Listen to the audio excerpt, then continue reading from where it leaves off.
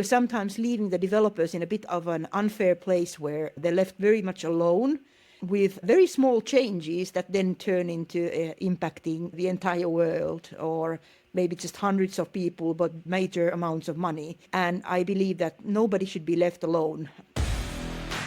This is Devolution, bringing development back to speed, back to focus, back to freedom. I'm Nicky Pike. Okay, everyone's obsessed with AI code generation, but here's what nobody's talking about. Who in the hell is testing all this AI written code? Developers claim that they can test, AI claims it can test, and traditional testers are being told that their jobs may not exist anymore. Meanwhile, out of the box, we're seeing evidence that an LLM with just a screenshot, it can do a better job of testing than many 20-year veterans. So are we facing a testing crisis? Or is this just a moment of testing finally becoming what it should have always been? Joining me today is Maaret Pyhäjärvi, a director of consulting at CGI, where she's scaling AI-driven testing capabilities across Finland. Maaret's a self-described polyglot programmer who's worked in 16 languages. She is a regretful manager who has job-crafted her role to stay hands-on, and she hasn't written a manual test case in 20 years. She specializes in contemporary exploratory testing, which is treating test cases as outputs, not inputs, and has some provocative ideas about what happens when testing becomes everyone's job, not just testers. So before we dive in, here's the challenge. AI generates test ideas faster than humans can evaluate them. Developers can't test, testers can't code, but AI claims it can do both. So how do we navigate this identity crisis in software quality? Maaret, welcome to the Devolution. Thanks. Happy to be here. Anything you want to tell us before we get started and jump into the questions here? No, it sounded like you had a really great introduction. Thanks for working all that into the intro. No worries.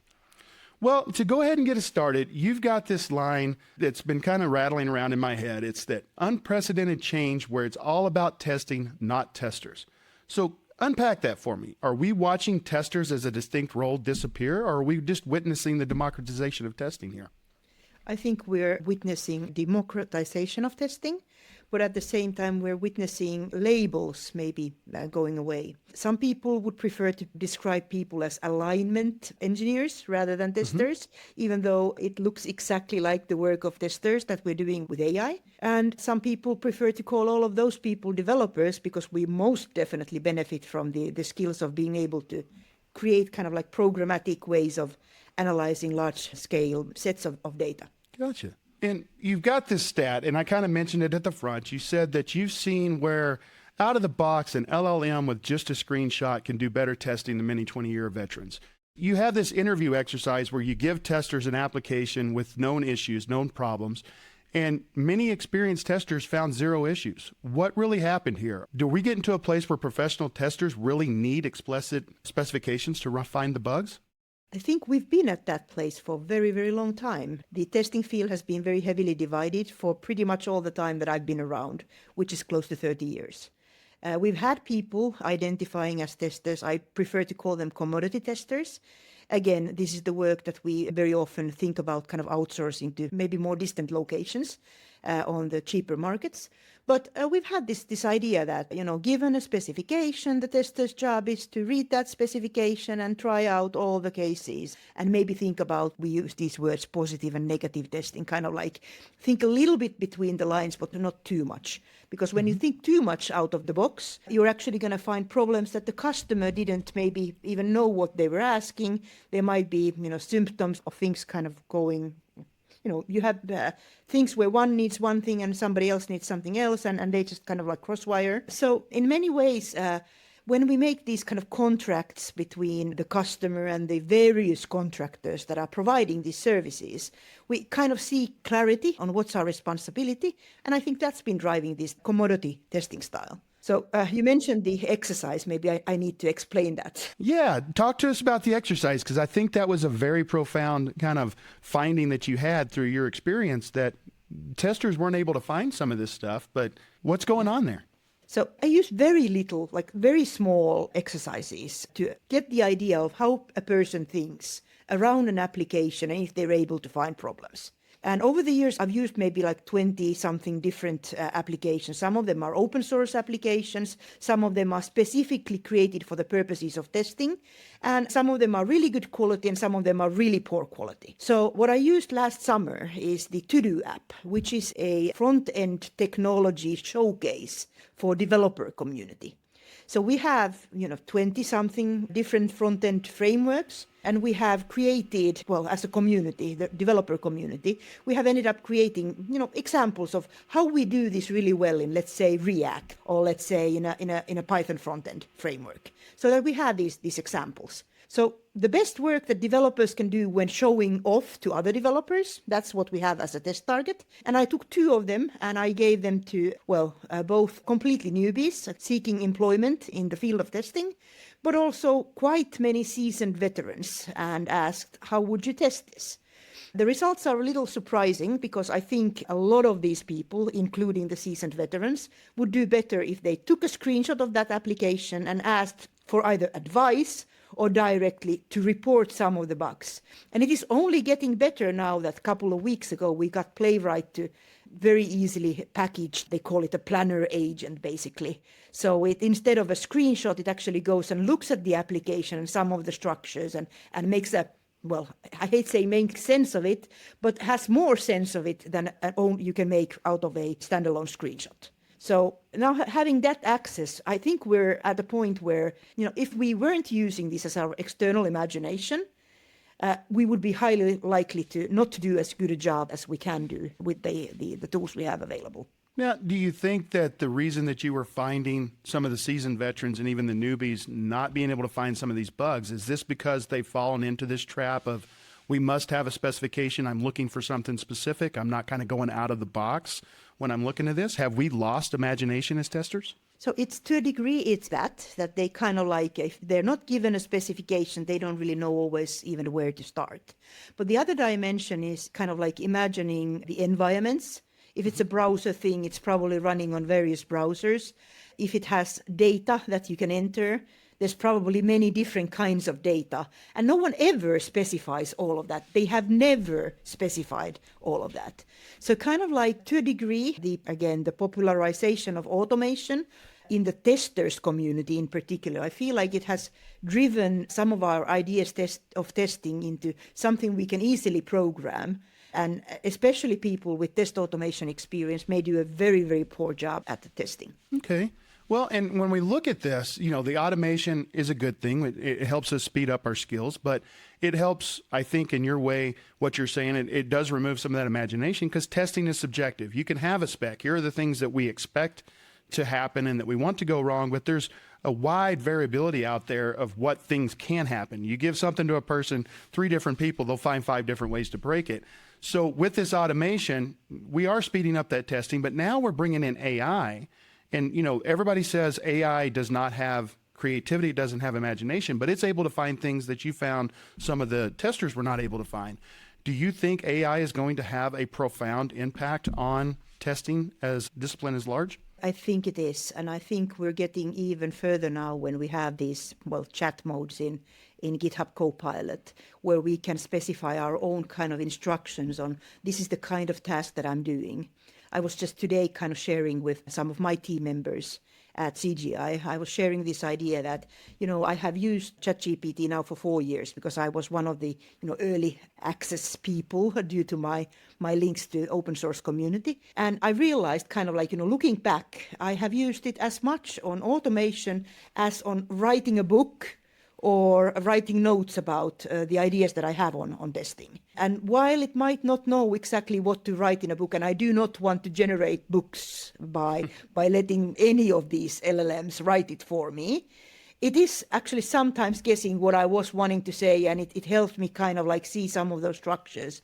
And especially this agentic stuff, it is helping me generate maybe summaries or kind of like outlines that help me see a particular perspective, or provide me critique of, sometimes it's good critique, sometimes it's bad. But I find that I am at my best when I hate somebody else's work. And I love the fact that I can openly hate the work of any of these tools, basically AI tools, because, humans I have to be a little bit more careful with. So again, us collecting that kind of knowledge on how would we look at an application and what's kind of like the in my mind checklist that I would want to apply here. It allows me to also transform some of that information into writing and then give it to my colleagues as these little task-based chatbots. And I believe we should have a community of us sharing what kind of things are actually producing us as good things in the space of testing. So it's not just the LLMs, it's all of the context-related input that we build as a community that really makes a difference. Okay. Well, and you talk about automation, and let's be honest, AI is a form of automation. Now, in the intro, one of the things you told me is that you hadn't written a manual test case in 20 years. I think a lot of developers would kind of find that as heresy, right? There's this profound belief that you shouldn't automate anything that you can't do manually, but yet you've not written a manual test case. You go on this philosophy of testing should be about the outputs, not the inputs. Can you kind of explain that philosophy to everybody and why you think this is a better way than the old way of thinking? So testing is about learning. That's how I think of it. And if you write a test case before you can test, you are trying to write instructions of a thing you're supposed to learn before you even learned it. That's as simple as that. I think it's heresy to think that we can say exactly what we're going to be doing. And it's kind of stupid to think that we would create this idea that, we have a minefield and we actually want to blow up every single one of those big ones that are out there.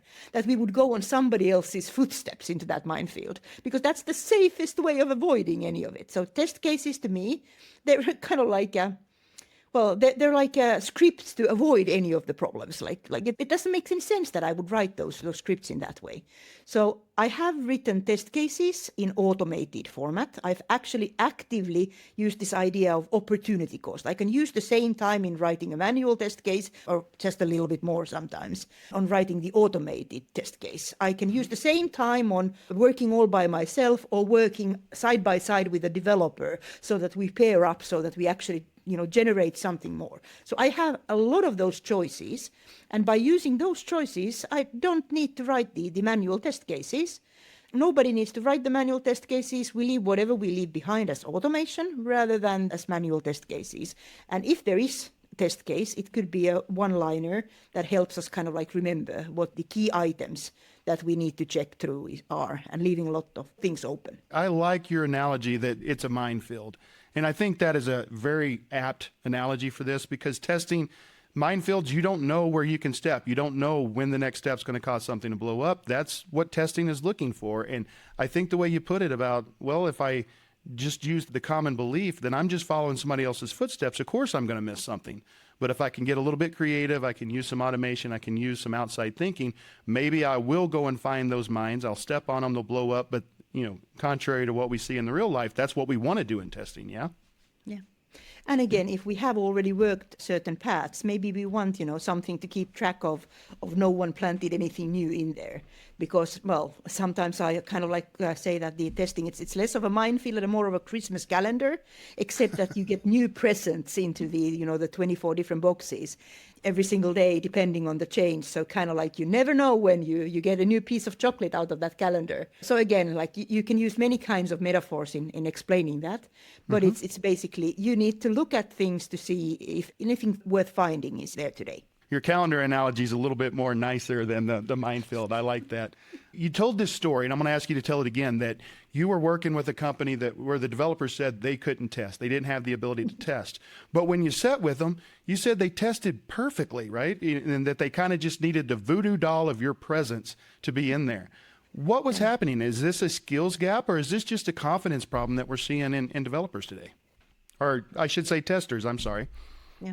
In that particular organization, there were many things that kind of caused that. One was that there had been a very strong idea that nobody likes testing, which basically then means that if you don't write detailed test cases, nobody will do it anyway. So I needed to kind of address that when I went into that organization. And because it was so test case heavy before my joining that team, the developers had been taught that testing is about test cases, and they absolutely hated writing the instructions at a time when they knew the least. So with that, they had kind of created this story in their minds where they believed that you need somebody else to find the problems. We had numbers. We knew that out of the customers who would try to log in on a daily basis, almost 18% of them would see a big visible error message. We could see that from the logs, and it was a number we followed in that particular organization. And at the same time, the developers were kind of saying, I can't find this. Like, I don't know how to find these problems. And I was like, I can't even touch that without finding some of these problems. So what we started doing at some point is, I started calling it later on, holding space for the right things to happen. So we started pairing. I was thinking, I'm going to teach you how to do this testing. And then I realized that if I'm just, quiet and I don't say anything, I don't say where to go and what to do, they would look at me and say, oh, you'd want me to click here. And this like a long face of, they're like, oh, I know you want me to do this. I'm like, I didn't say anything. You said it yourself. And it really led me to this realization that sometimes it's kind of like the culture of removing the fun out of testing, because it is actually a lot of fun. It is learning, it's figuring out new information, it's capturing whatever we need to maintain and consider valuable in a programmatic form. So it's kind of sad when we end up in this idea that, we'd rather leave it to the other people. And sometimes the story is even for the cheaper people, but I can guarantee I'm not cheaper anymore. I haven't been for quite many years. But then again, the results that really good testers can achieve are quite different from the, again, so-called commodity. So we have this kind of like branding thing going on in that sense as well, that we need to make a separation of who can produce the results that are expected and who contribute in what way. Okay. And you teach a lot of different teams on how to do testing. Do you find that what you saw here, the voodoo doll of your presence, is it the fact that you come in with a different idea with the exploratory testing versus, commodity testing that kind of spurns them to think, well, I can't test and now I can because this is what Maaret would want me to do? Or is it just coming in with a different idea and getting their juices flowing? It is sometimes just kind of like giving them the permission to do what they always have wanted to do. So they felt like they can't take the time from that.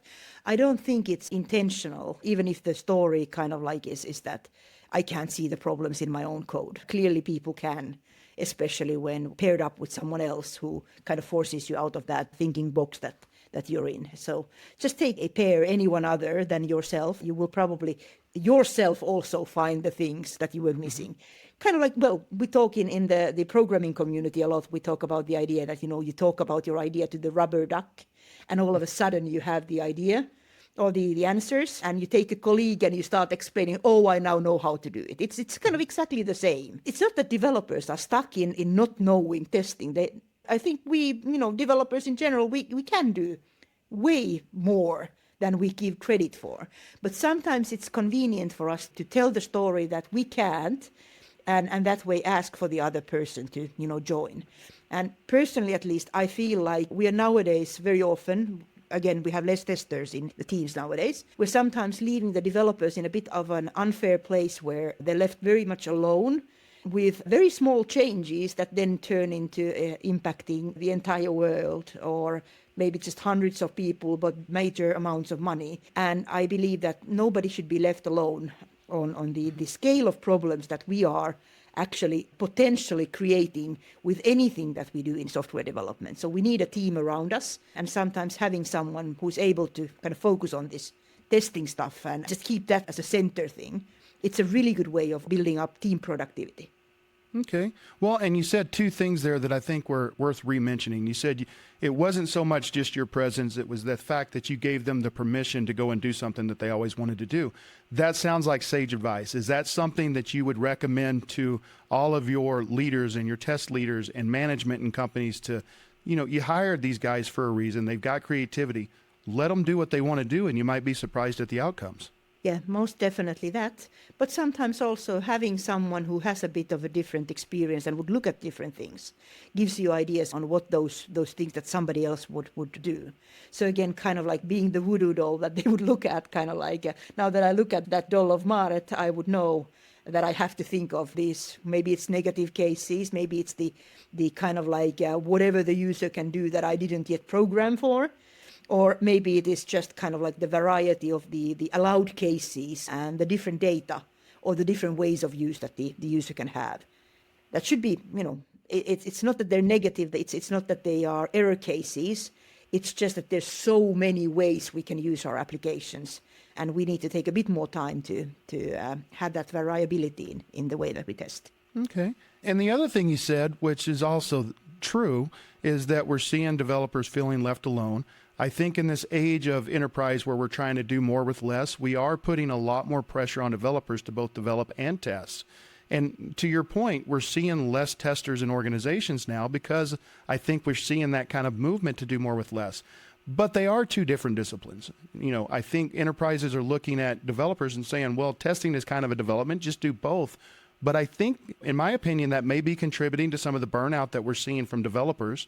And I really loved your idea about we should be pairing testers and developers together. They should be pair programmers in a way.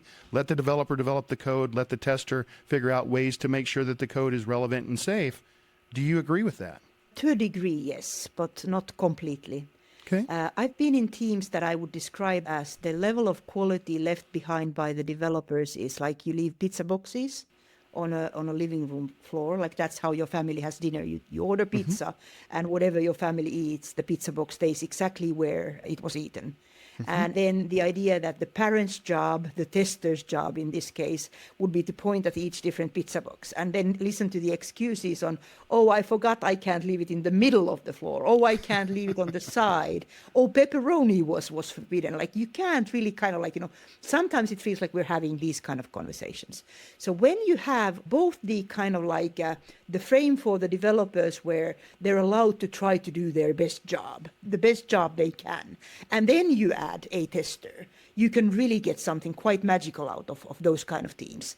But a lot of times, unfortunately, what I've seen, again, over a very long time, I've seen that you have like, maybe 10, 15 developers, you add your first tester, and the quality just drops. Because everyone stops doing whatever they were doing for quality. So again, kind of like if you think of it as something that is, plus whatever you were doing, it's good. But if you think it's replacing the work that you kind of should have already been doing, it's bad. And I think instead of it being a productivity, kind of like, trying to bring the cost down, I believe that this is the pattern we've seen, in the management spaces over the years. We've seen the pattern of giving them a tester makes them worse, actually, like overall. So kind of like taking that away when they can't responsibly use the extra service is generally a better approach in those cases. And I feel like I'm seeing a little bit more of that rather than the just the kind of like, let's try saving up on testers. Okay. Well, I mean, and that sounds a little bit counterintuitive to me because you do advocate for testing, but you also advocate, again, for kind of the paired model. Do you think that a model where a tester developer pair kind of cross-trained, maybe 1 week the developer does the development, the tester does the testing, and then they kind of flipped, would that be something that would improve this idea that you're saying about, well, we're seeing where testers being put in developer organizations may actually reduce their efficiency? Yeah, I do see that usually helps that we share it with the whole team. Also addressing the risk of actually dropping some of those balls when the tester joins. That alone already helps, kind of like, having that conversation. It already as well helps. But I very strongly believe that what I advocate for is testing and not testers. I do believe that we need some testers. Like usually it's good to have a tester somewhere around, a system at least, kind of like, figuring out some of these things that teams might be missing. It depends on the organization very heavily on, do we need one or do we need many and how do we distribute them? This is a fairly long and complicated conversation. But we need more testing than we have testers. And it is a really big risk if we think that testing and testers are the same kind of like a equal one-on-one match. Okay. Well, and, when we're talking about testing, one of the things that you had told me in the pre-interview is that testing really kind of relies on two factors. One is serendipity, the lucky accidents where we find something we weren't expecting. And then there was also just being able, the mental ability to stick with a problem a little bit longer. These are not skills that can really be taught in a boot camp or be taught online. How do you recommend teaching those skills because you think they are so important? And what do you think AI is going to have an impact on those types of skills? For that serendipity, again, kind of like thinking in terms of variables, identifying actively the little things you can do differently and changing those in whatever you do. Don't go into the same pattern and same route. rather find those little variations, it's a lot better. Sometimes I feel like, some of the professional testers, they're born unlucky. Becoming a person who is a little bit different from everyone else, maybe being a little bit difficult. I don't know if that's the right word to use. A rebel, maybe. It allows you to see things that are kind of like there for everyone, but maybe pay attention to those and be able to tell those stories. So again, building that empathy, having those different experiences and having that curiosity, kind of like, treating the world that way, that there's all these variables and phenomena that we can identify. It's a really important part. Well, I mean, you summed up devolution. You think you almost said, well, I'm a rebel almost as a bad thing. Hell no, we love rebels here. That's the whole premise of the show. We want those people that are out there thinking of things differently. They're not just taking what's coming down, what's, again, the loudest voices. We want people kind of whispering in the background saying, hey, there's a better way. And I think you do have that. So again, welcome to the devolution. We accept rebels here. The $1 million question for you: if AI can generate test ideas and developers can execute those tests when they're nudged, when they have that voodoo doll or they're given the permission, what do you think? What's the unique proposition for a specialized tester in 2026? Being able to focus your attention on learning and growing in this area, maybe researching particular aspects of it. For example, the idea that there's these falsehoods programmers believe about people's names or time or any of these. Like we have these kind of lists that we have collated over the years that are really useful ways of kind of reminding where we have maybe boundaries of some sort. As our use cases are evolving, we have even more of that kind of like work to do where we need to maybe collect aspects of that changing world. So that's definitely something where testers can very uniquely contribute. But at the same time, I kind of like feel like maybe what happened to me where I became a polyglot programmer and developer can happen to other testers too. Maybe it's not so bad that you're not a tester anymore. Maybe you are, a developer. It's not like all developers do all of the tech things all the time and every day. We do have specializations in technologies, in the attention, in the team that we contribute to, and the goals that we're kind of like working around or working against. And I think there's plenty of room. Well, if we get recruiters to understand that, there's a special profile of developers where they actually do care about kind of like productivity and quality and figuring out a way of doing really excellent products. I think there's a place for people like me. Well, and I'm hearing you because I love that idea. I think what I'm hearing you say is we have specializations in development today. We got front-end developers, back-end developers, Java developers. So what you're saying, if I'm hearing you right, is we should include that more specialization. So instead of a Java developer, I'm a testing developer or something to that effect. Am I hearing you correctly? You're hearing me correctly, and a lot of times nowadays we talk about a quality engineer. Well, in the age of AI, it might be that alignment engineer. I'm still kind of like not enjoying that word too much. But again, it helps kind of getting the message across that we're just maybe trying to describe the skills that we have for the new purposes that they can be used. And I inherently believe that there should be and there will be purposeful work for all of us in the world. But growth and learning and collaboration are kind of like at the center of all of this. And because they are at the center, we need to go at a pace that is right for you. So kind of like when you're driving a car, it's good to go with the speed that you can handle. And in the same way, when you're learning, it's good to go in the speed that you can handle rather than whatever somebody else set as a preset. And sometimes, different routes take you to exactly the same place.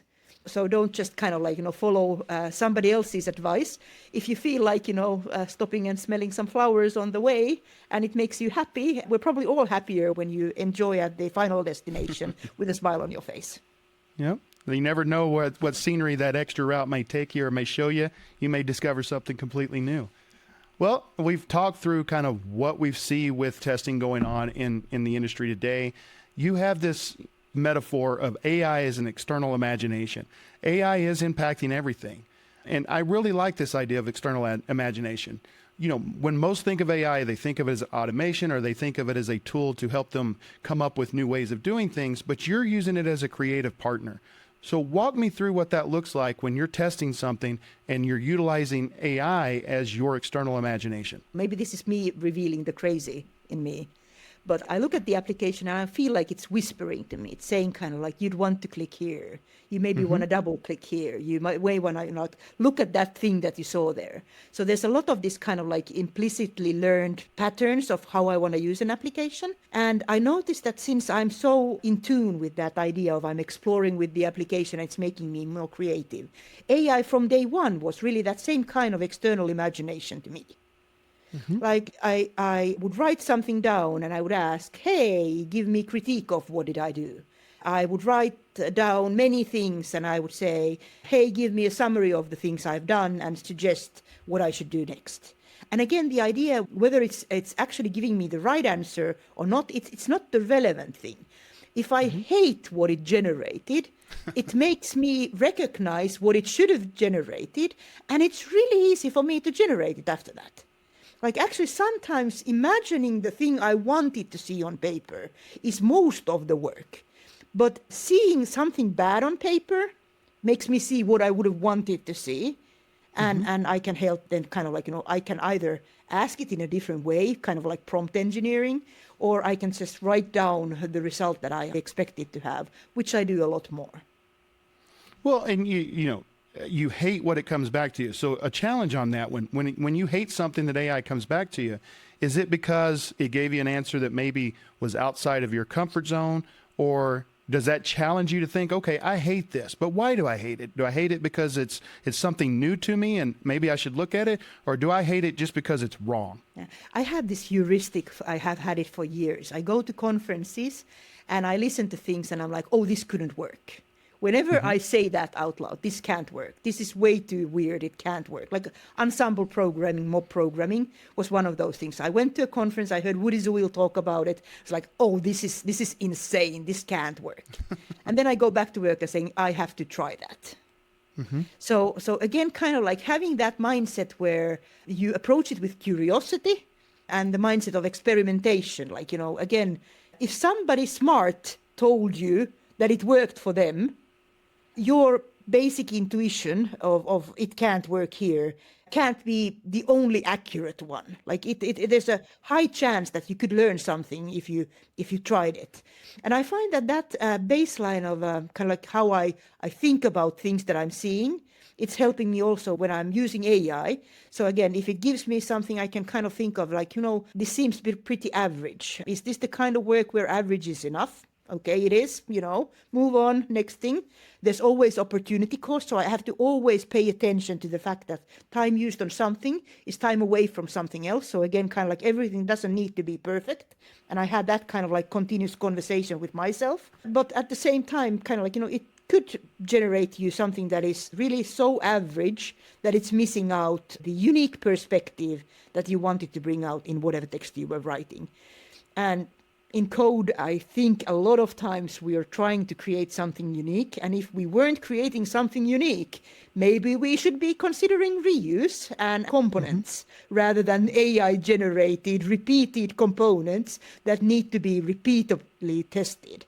So this is one of the big things. I believe that before AI actually helps us in terms of quality, it needs to be better at proposing us ready-made, trustworthy libraries rather than the next pieces of code. And I'm waiting for that time of those kind of AIs to become available that help us make sense and discover the good and solid, previously generated and previously tested components that make this whole thing faster. And if we don't get that, I think we have an excessive amount of basic things that have been copy-pasted all over. And whenever we find problems in some combination of how those interact with the other stuff that we have around, we'll have problems with maintenance. And I do call that a quality and testing problem we should talk about a little bit more in the overall software space. Yep. And 100%, I'm with you. I was a skeptic on AI. I thought to myself when it was starting to become big, there's no way this is really going to be that useful. It will never replace human thought. And so I got into AI to basically prove my hypothesis that this is not going to replace me. And what I found was two things. One, I still believe it's not going to replace me. It does augment me a lot. Right? When I started learning how to use AI and the proper ways to use it, and I think this goes into testing and development as well, I got to learn that if I give it the right things, if I give it the right context and the right information and the right guidance, it can actually do a lot of things that I would do myself, but it can do them better, it can do them faster. And it does create ideas because I've got a mindset. I'm going into something thinking this is the path I'm going to go down. AI can help me kind of steer me on different paths and say, okay, I see what you're saying, but have you thought of this? And so I become a huge proponent now. As you could tell on the show, I've become a huge proponent. I think you're kind of saying the same thing here. Yeah, I'm kind of saying the same thing, and I think I need to build on that a little bit more. I've Okay. worked a lot with developers who work with test-driven development. And with TDD, the idea is that like you have your intent, you know what you want, and you put that in a test before you code it. So now those people who have good grasp of their intent and they have a practice of that intent, I think they're doing better with some of this AI-based stuff. And others are kind of learning that TDD style of development now with AI, just being the part that does the other part. And generally, generating the test code, you would have to recognize your intent so that whether you like what you got out of the tooling. So it's really about this kind of like fine-tuning of the intent. What do I want and how do I know if I have it? That we need to learn. Yep, and I'll do a little bit of foreshadowing. So we're going to have a guest on soon. His name's Ted Young. He is the TDD guy, and he created a game, which we'll be talking about in the show. But I think I do like the idea of test-driven development. I like the idea that you put forward of exploratory. It would be interesting to see if we could get you two together and see how those two concepts can merge, because I do think they would fit together fairly well. I've worked with test-driven development experts trying to merge these two ideas. And one of the realizations that I had is that when we talk about the things that testing gives us, we had a very different idea. Like I felt like, it was like excluding some of the things that I thought about. So TDD, basically, we kind of identify that it gives us four things. It gives us the specification, it gives us feedback, it gives us regression, and it gives us granularity, kind of like, knowing where exactly things are failing. Whereas when exploratory testing kind of comes into the picture, it gives us kind of like this idea that there's not just the kind of clear answer, but there's a direction of, towards good. Are you making your way that way? It gives us this serendipity, kind of like the lucky accident. It gives you kind of like a model, an idea that you grow and learn more effectively on and can teach others to join that route. And I can't remember what the fourth one was, but, we had this idea of like, we use very different words to describe the value of these two kinds of testing. And actually, TDD is better when you kind of combine it with the exploratory ideas, because that's how you know that your intent grows to the level it's supposed to be without being dependent on someone else telling you that, oh, by the way, you didn't even know these kind of things about the business or the limitations or the combinations. But it's not about you knowing all of it. It's about you together somehow managing to have that coverage of all of the different aspects that you need to build quality. All right. Well, and on that, right, the whole concept of contemporary exploratory testing is combining programming, business thinking, and creative thinking. Let's give people something that they can kind of bite into and go out and look. So your workflow, you had mentioned that you take an A4 piece of paper, you divide it into quadrants: mission, charter, details, and other charters. And when you're doing your exploratory testing and you're writing your session notes, you do use AI. You summarize those in AI. And you mentioned that about 80% of the questions that you have in the moment that you actually get answers to if you stop and think. How does your workflow, kind of walk us through that A4 division workflow that you have, and how does that help you? What are the outcomes that you see from that? So at first, when I was learning exploratory testing, I used a visual actual paper. Like I had a big notebook, and every single day was kind of like a new page. I would write in one corner what was my mission, like why did they hire me? What's the expected value that I'm supposed to provide, some kind of like a description. And I would reflect when I was moving that mission statement from, previous day to the next day. I was also reflecting, did I learn something about that since yesterday? On the other top corner, I would write, today I will do. That's what I call charter. Today I will do. Like my promises to myself, nobody else, on what will I accomplish. And I would have an idea, like I could maybe, for example, decide that I'm testing installations. And I would test installations. Either I would test a lot of installations in a day, or I would test one in a very detailed manner. Like I would have these kind of constraints that I would set to myself. While I was testing, I would write down, 3 kinds of details usually. I did this in a very physical format when I was learning. Post-it notes, one by one, piled on top of each other. And it looks kind of messy, but it's also driving the message across quite nicely. So if I had a post-it note that had this like a hashtag in the corner, it's a bug that I should report. If I had one with a question mark in the corner, I knew that it's something where I need to run to somebody else and ask a question. But I don't do it right now because otherwise I don't get the stuff done that I was supposed to do today if I'm interrupting my work today. And I would write down things that I marked with X, kind of like, I would want this in either test documentation or test automation and, leaving it for the other day. And finally, on the other corner, I would write things with a plus sign, which is kind of like, do this tomorrow. These are ideas that I leave intentionally for later. Like I generate those as I test. And, new day, new page that would go forward. Usually if you had a lot of things that said bug, your next day was actually writing good bug reports and isolating and doing some bug advocacy, kind of like, making sure that if it's important information, it actually gets understood. Maybe it's about pairing and, sitting with the developer to actually fixing those so that they don't just end up in some kind of like a Jira graveyard, which is a typical format of where quality goes to die. So kind of like, having that kind of control of that's my next day. So instead of following those test cases, I needed to have that dynamic approach and be able to say kind of like, with the time I have, I've done these things. These are the things that I have remaining. These are the questions that I would need to ask. And I could also track the fact that I'm the kind of person who in a moment thinks I don't know a thing. And just when I kind of like, sit down and think about it a bit, the numbers are quite high on what do I actually have already information. What I can ask from I don't even have to ask a colleague. I could maybe nowadays, the smart move is ask ChatGPT so that you've at least tried something that resembles trying before interrupting your senior developer or lead developer with a question. Because let's face it, I can stop 15 developers from getting anything done with my questions. If I hover around enough. And again, in development, we need that focused mind space. And it's a lot kinder way of collaborating to maybe, pile those questions up in that one time of the day rather than getting pinged every 5 minutes. Yeah, and you don't want to break the developer's flow, but your framework for going about testing, I think that applies for more than just testing. I think that's something, it feels like that's something that could apply to developers, it could apply to project managers. Do the A4, figure out what you want to do, guide your day. That's a good time management skill, not just for testing, but just for life in general. Yeah, but for testing, it was kind of good because I had this kind of like a paper and the leaflet. And when a manager would come and ask me, what have I done? They would stop asking me all of the details and being so worried about me, when I had that visible evidence of how much information do you want. So then I could choose the flight level of what's the right kind of like, summary of whatever I was giving. So it started off as a physical paper. And now I do it by writing these kind of notes in the very same structure in text files, in a repo, and GitHub Copilot helps me do summaries and analysis, even for the so-called manual parts of testing. So that's my recommended go-to nowadays. That if your notes are systematic, you can do surprising things.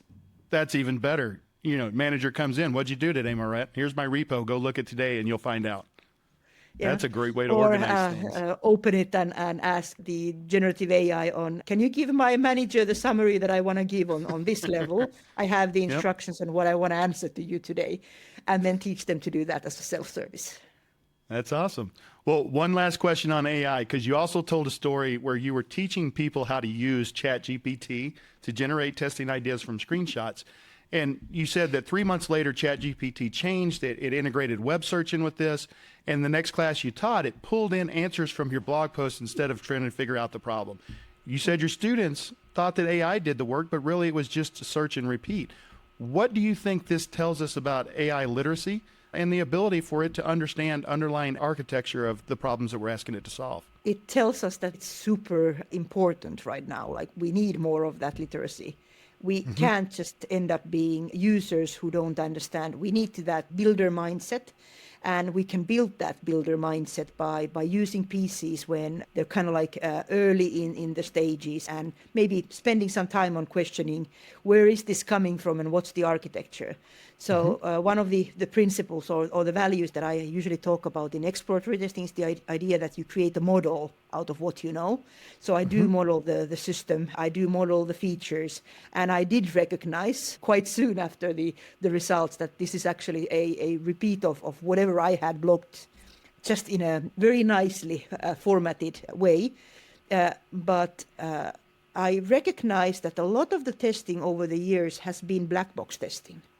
Kind of like you don't look inside the box and you focus your way or your attention of thinking about it as if it was a black box. And if you accept the black box and you don't try to imagine and think what's inside that black box, you end up being kind of like powerless in believing that these technologies are magic, when they're actually quite nicely, you can describe the different bits and pieces that they consist of. And maybe for the organizations purchasing all of these commercial tools with a lot of AI, you might start noticing that, well, there's quite many tools which are actually glorified user interfaces to the commonly available generative AI tools, and just kind of like you wrap some specifics of a particular area around it. Okay. So it's almost like, you're saying that AI can also almost be like the Schrodinger cat of tools. If you don't look in the box, you don't know if the cat's there. You don't know what it's doing. So you've got to kind of at some point open the box and see what the real answer is. I also kind of believe that these days with this world, we need to actually pay attention of what's inside the box, even if it's not AI. It's exactly the same when we purchase a tool, for example, that uses an open source component that it's founded on. Like there's a commercial tool and it's built on, for example, my favorite project, Selenium, where I volunteered for a few years in the committee. So kind of like, there's $1 billion business built on top of that. And at the same time, the core group of people who are actually running that thing, it's some tens of people. It's not for that particular project. It's not that difficult to find financing and be able to run things.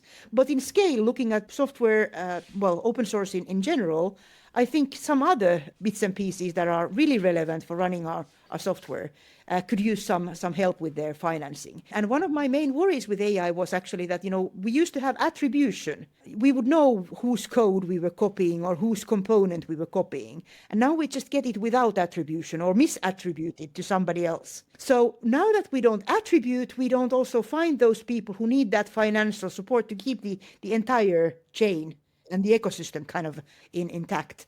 So looking into that box and understanding the chain and deciding with money where you place your money and ensuring that your money goes also where the actual, value gets generated in that chain.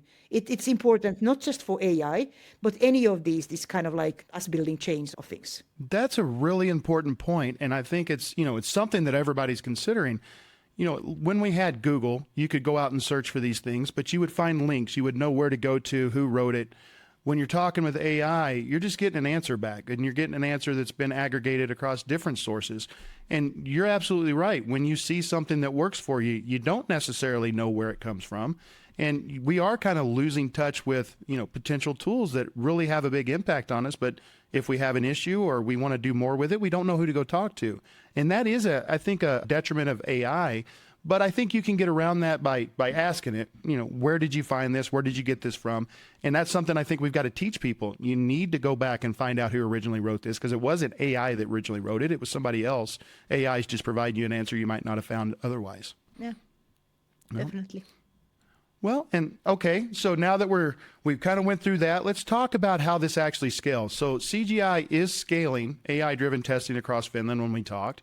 What does this look like? You had mentioned that Copilot is kind of your AI of choice right now. When CGI is doing this, are you kind of just giving everybody access to Copilot and hoping for the best, or are you coming in with a structured plan on how they should use it and what they should do? Both in Finland and globally, we've been giving Copilot for developers for quite some time already. We've been giving it with, first of all, a contract that gives them the basic ideas of what they need to understand about the data-related safety. But also we've given them quite an extensive amount of training on all the kinds of things you could do. This particular stuff that I'm doing around testing, it is one of the less talked about things in this space. Like the basic use of Copilot, everyone is on the code generation stuff. But the idea that you could use it for exploratory testing or that your testing needs to look different, this is really something that we are working kind of like from Finland's perspective first, and definitely in Finland scaling it and scaling it globally. My approach is for scaling is that I teach first the local community here. We have a local community of people with test titles of about 150 people. And I say with test titles because we have also developers and product owners and all kinds of other roles who are actually maybe fully working on something that is I would identify as testing, but their title might not say testing in that sense. So we have this kind of like a community of, well, I want to call it community of excellence rather than a center of excellence. So we are kind of very much distributed, but at the same time coming together as community to learn about these things, but then also sharing this stuff on the global scale. And it always depends a little bit on who picks things up and what kind of like efforts we organize around this. I just today agreed with our global AI folks that we're trying to create some kind of like a summary video of some of these approaches. So that we could be able to share it in a nutshell, much easier for other people. So the journey is long, but we've definitely started it, and we're much longer on the route or along the route on the developer perspective tools than bringing the tester perspective in. And that's a thing that I think a lot of people are thinking about. I won't say worrying, but thinking about. For you guys, Copilot, you believe it's a little bit more trusted in corporate environments than some of the new tools like Cursor or Open API calls. But you also mentioned that CGI was building a tool that kind of captures task-specific instructions for AI. Now, not everyone does testing the same way. Some they do want to do the generate the test cases, which, you kind of advocate is not the best way. When we're looking at all these tools, and there are a lot of tools out there, Maaret, how does an organization kind of reconcile their testing methodologies and the tool choices that organizations could pick up? They probably start by looking at what tools they right now have and think about which ones they're willing to give up so that they could get something else. Because just adding more tools, it's usually not helpful in these spaces. There's a lot of overlaps in the tools, and having this kind of like an architecture steering type of a perspective into tools is usually what the organizations need to take a look at. A lot of our organizations or parts of our organizations are kind of like looking at taking both Copilot, GitHub Copilot, then taking Claude into use, and then taking also this Claude Code and Cursor has been tried as well. Like there's various different tools. Even in the same team, you could have all three. But then when you start having, let's say it's 20 euros a month per person, and you have a lot of people, the cost accumulates. So at some point you need to make a choice of where you will stay, and you might not need the same choice for every single person in the organization. But if you're hovering over all of the tools, you're probably not getting deep into any of them. So making those choices and kind of like having pilot groups trying out what's new and promising and making those choices based on that. I think that's what we're trying to get done. And I do think that we're going to see a lot of organizations, they're going to falter at this step. Your advice is to kind of experiment with the new tool. You want to evaluate things because things are changing so rapidly. But there is this thought out there, if we try everything, we don't have time for anything. So, you guys, CGI, you committed to Copilot as your learning platform, but how do you decide what's worth experimenting and what's worth it to commit to? You don't want to get stuck in this loop of constant evaluation. And to your point, adding more tools is usually not the right answer. It's adding the right tool that's going to help you. What's your advice to organizations and enterprises that need to evaluate? How can they do that in an efficient manner? Again, maybe I need to correct a little bit here. We at CGI, on the scale of the entire CGI or even the entire Finland, we didn't choose just Copilot. We have multiple tools. It's just that I have realized exactly that. Like if you look at everything, you can't get anything done on any of the ones because you're just looking at all the different ones. So my approach is, my suggested approach is really that you choose those pilot groups where you can try out the other ones, share the experiences, and then revisit the decisions. And again, it might be that I am, for example, right now driving the testing stuff around GitHub Copilot. It might be that I come to realize that Lovable is the next best thing, or Cursor is the next best thing, or whichever one is the next best thing. And we switch over. But what I believe we've built, and what the organizations need to build by choosing and sticking to something for now, is that they have learned creating those chat modes, which is basically their own instructions around the task that they are about to be doing. They have learned about how to integrate MCPs, which is basically just giving tools to these and limit the tools for different tasks. They have learned to maybe write things, evaluate things. They have maybe had some help in their review processes. And again, if you keep hovering over the tools, you don't get any of the practical experiences on how this changes our day to day. So again, I don't have necessarily a strong preference on this is what you must choose. It comes more from the side of many of the organizations that I happen to work with have chosen that Microsoft and, well, as Azure has already been a place where they choose to put their data on. So then Microsoft tooling, meaning GitHub Copilot, it's an easier first adaptation than any of the other ones. So it's more of kind of like, focusing on this practical idea so that we can get some of the work done rather than get stuck in the loop of we are evaluating everything, because we are learning more by using one of these. Okay, so I want to repeat back what I just heard, and let me see if that's right, because I think that's a profound insight as well, is, yeah, there are a lot of tools out there, but what organizations should really concentrate on is how they use AI, because there's going to be commonalities there. So don't really look at the tool. Don't get hung up on the tool, because the tools and their abilities are going to change. But come up with a good process and a way of how you're going to use AI, and if you do that, then the tool matters less. You can plug in what's better, remove what's out. But in the case of Copilot, what you're seeing right now, because of the wealth of tools, it's really kind of a Microsoft's been in corporations for a long time. So there's a level of trust that was already built pre-AI that some of the new players are going to have to come up to. Yeah, definitely that's the case. And again, Microsoft is kind of a big one. They can have time to look at all the competitors and copy whatever they find relevant. And I find that a lot of the development in the last year is actually copying the same insights from one tool to another. And if the time distance from a corporate perspective is 2 months, it's not worth changing a tool if you have to wait for 2 months. The organizations are big ships and they move very slowly. Yep. Well, and, we talked about the enormous amount of data that comes in with AI and how that can impact us. And you made a statement that really stuck with me that says, if we don't do testing from a programming perspective, the data masses, we have no chance. Expand on that statement for me. Why is programming literacy so essential to testing, especially in the AI age? So if you imagine that you have 1 million users for a system, and a log is being generated out of the 1 million users doing whatever hundreds or thousands of things they are doing, each of them are doing. There's no chance a human can figure out stuff from those logs, even if it is well structured, by reading those logs. It's just not possible. So if we scale this idea of logs into all of the data that we're dealing with, all of the context that we generate that end up being the prompts to these AI systems, and all of the responses and all of the change in this ecosystem, there's no chance of handling the pattern matching over the set of data that we end up generating unless we have a piece of program that looks for that pattern.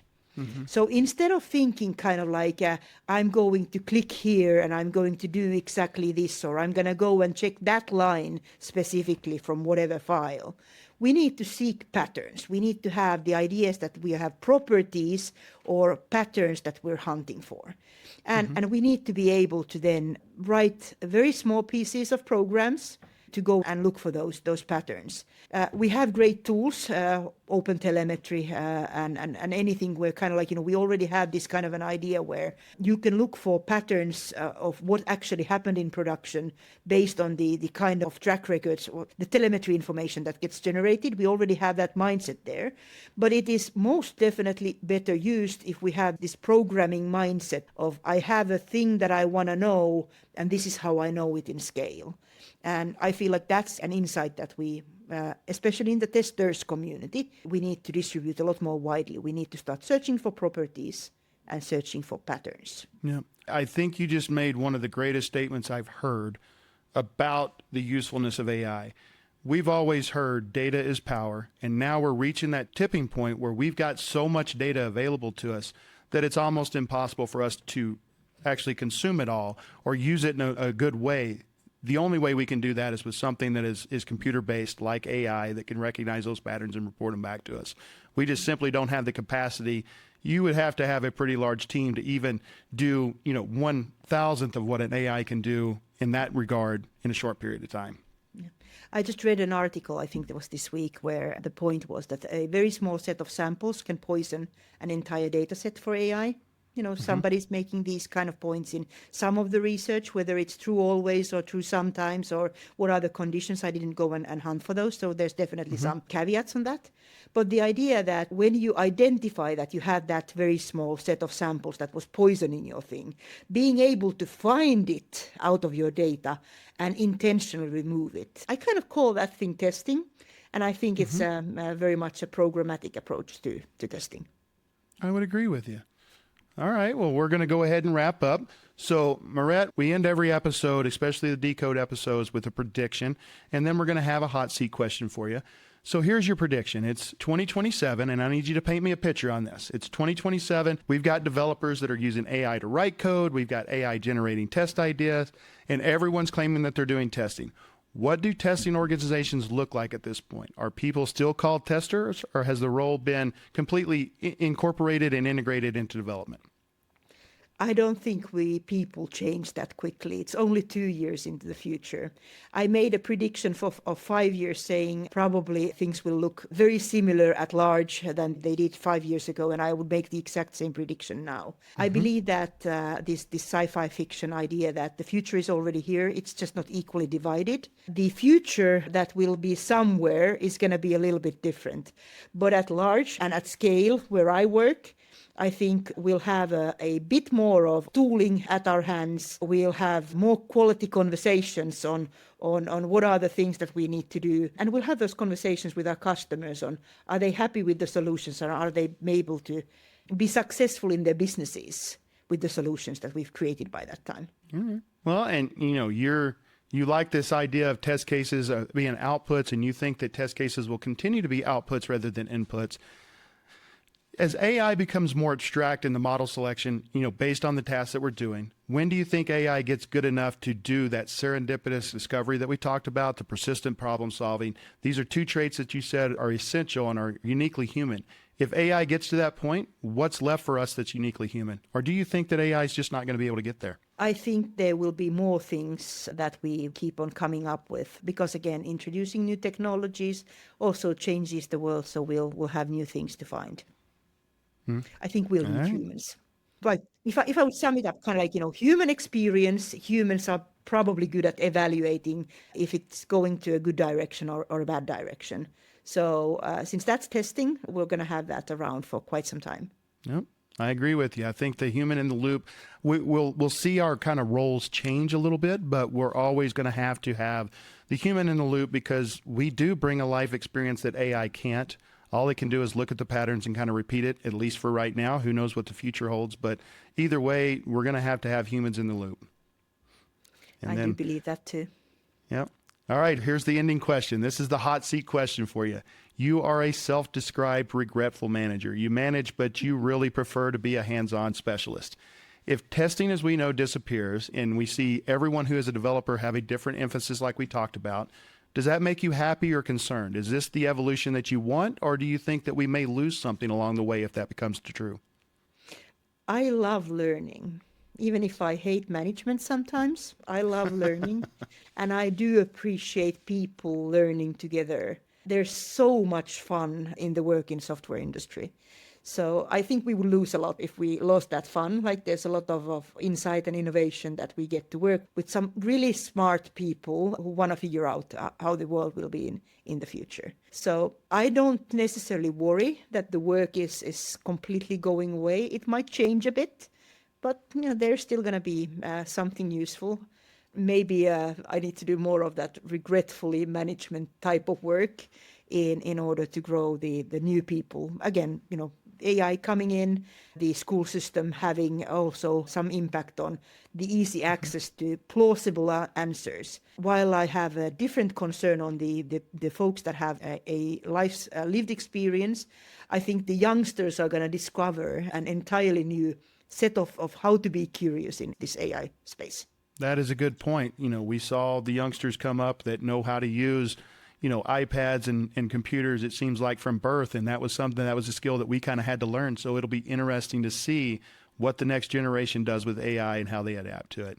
Maaret, it has been an absolute pleasure talking to you. Can we consider you a full-fledged member of the Devolution now? Most definitely. Excellent. Well, I hope you have a good one. We're going to put some links on so people can look at you on LinkedIn and they can connect with you if they want to. Hopefully we gave everybody out there some good ideas. I know that you definitely gave me some, and I want to thank you for being on the show. Are there any last words that you would like to say before we end out? Testing is for everyone, so have fun while doing it. That's right. Something I think we should remember in life as well. If it's not fun, it really does become work, and we got to make sure that we find the fun in things. You're doing something wrong if it's not fun. Change something. Yes, ma'am. All right. Well, it's been a pleasure, and thank you very much. Thank you for listening to Devolution. If you've got something for us to decode, let me know. You can message me, Nicky Pike, on LinkedIn, or join our Discord community and drop it there. And seriously, don't forget to subscribe. You do not want to miss what's next.